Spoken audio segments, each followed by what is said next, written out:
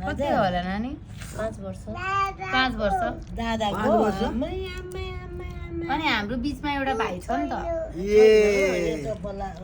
हाम्रो ठुलोबा हुनुहुन्छ आज 92 वर्ष हुनुभयो। मेरो आफ्नै ठुलोबा धेरै वर्षपछि यसरी भेटघाट गरेर बसेर गफ गर्ने मौका मिल्यो। ठुलोबाले आफ्नो पुरानो जिन्दगीको कहानी सुनाउँदै हुनुहुन्छ, हामी सुन्दैछौँ।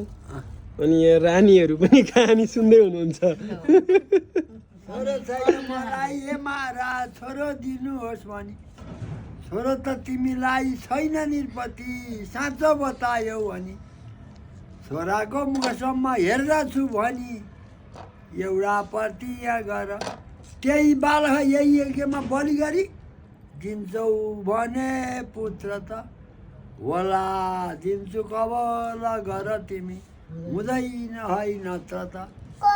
रानी 100 थिए सब कहे यस्तो गरे लौ भनी, तीमध्ये पट रानीले निरपतिको धरगर्भा बोकी अनि 16 रानीमा रानी जेठीले बोकिन्।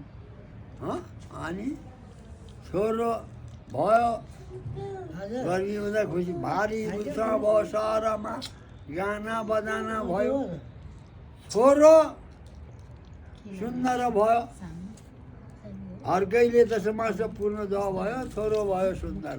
कति चाहिन्छ सिरो के भनौँ।